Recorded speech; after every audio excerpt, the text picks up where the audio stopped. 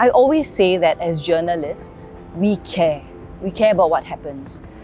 We care about the world. We care what happens in the world and how it impacts Singapore. We care about the people. I want to build a Singapore that is kind, that cares.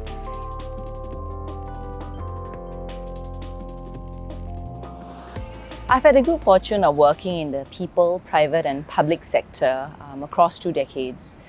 And the good thing about having spent some time across these sectors, it puts me in a good position to be able to connect all the 3 different sectors and being able to bring people together for social impact. I think as young people, it's really important to care about Singapore and to care about our future.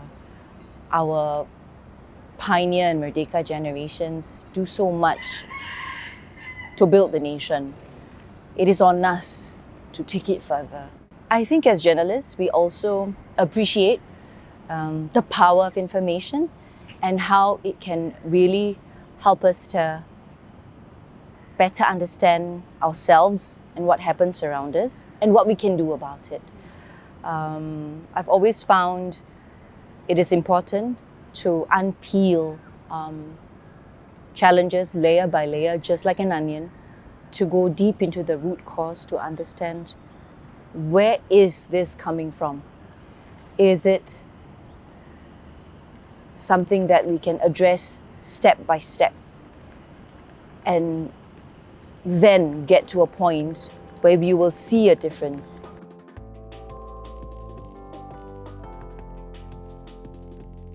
Dr. Maliki is a giant. No one is replaceable, and that's why we take their success further, being the next in line. What I will say is, with the trust, support and endorsement of an incumbent like Dr. Maliki, I feel well primed to really take his work forward, his team's work forward, because East Coast is a special place to all Singaporeans, right?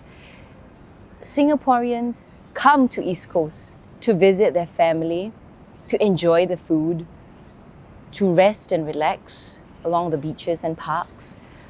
It is a local destination, but it's also very deeply rooted in history. So it really is a place across generations, and that's why it is important to continue the work in East Coast to ensure every single generation feels heard and seen and have their various needs addressed. Some projects we run in East Coast, for example, for vulnerable communities, include partnering local merchants in a program called Plate It Forward, so that residents are able to extend the value of their dollar to be able to have a good, nutritious meal. There's also play hubs and play links all across Fengshan, where families can bond across generations.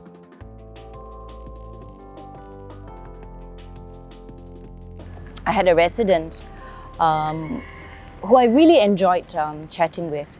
It was a young parent with, if I'm not wrong, with 5 children. So it was a family of 7.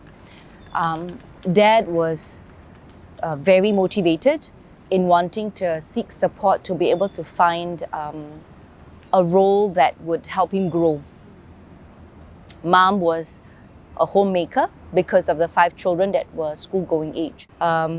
Dad was sharing with me, I'm in a bit of arrears in my bills here, in my, my rental flat fee, and also in some of our bills.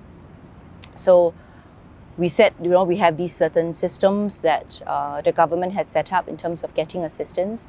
And then we have some local initiatives as well that could tide you over. For example, support with groceries, support with medical bills, etc. So the first thing we did actually was, I said, hey, let's get to the root cause. How did you find yourself in these arrears? So we listed out the expenses of the family, bearing in mind that there is a one income household with 5 school-going children. So when we listed out line by line the expenses needed by the family to run their household, only then did it dawn upon the dad, oh, if this doesn't change, I will always be in arrears.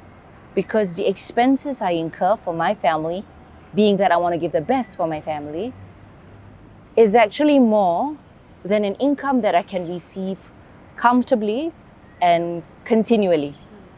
And I think that was just an aha moment, you know. And he was like, I see it now. The input and the output is not matched. And then we asked, so how? What do we do about the input? And he goes, okay, I have a plan and I would like to get your support on this front. And to me, that was the most encouraging moment, like a fellow Singaporean helping another because he was motivated to help his family and himself.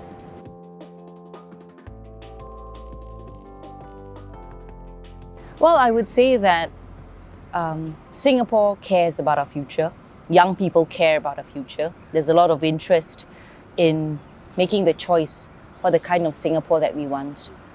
I will say that, as the SecGen has mentioned, it will be a tough fight across Singapore. And the idea is for us to give it our best and really connect with the residents so that the residents will be convinced that we are the best team to take them forward. I choose to focus on writing the next chapters of Singapore's success story because really, as I said earlier, this is our home. You know, we must protect it, we must build it together, and we must stay together in this aspiration of Singapore we are proud of.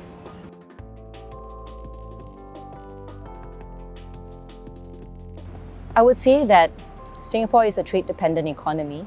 What happens in the world and the region has an impact and effect on us. We must care about what happens in the world. It is important for us to be aware, to keep updated, to ensure that we are consuming verified information on the realities of what's happening, and really to make preparations for uncertain times.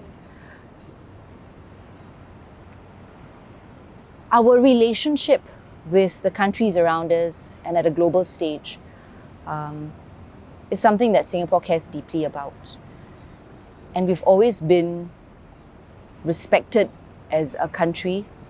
Our statesmen are appreciated for their wisdom, and our people are respected for our ethos. So I do think that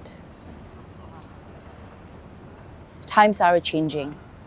While we must keep up and ride the waves, I think it's also important to be mindful of the way we paddle across the tides.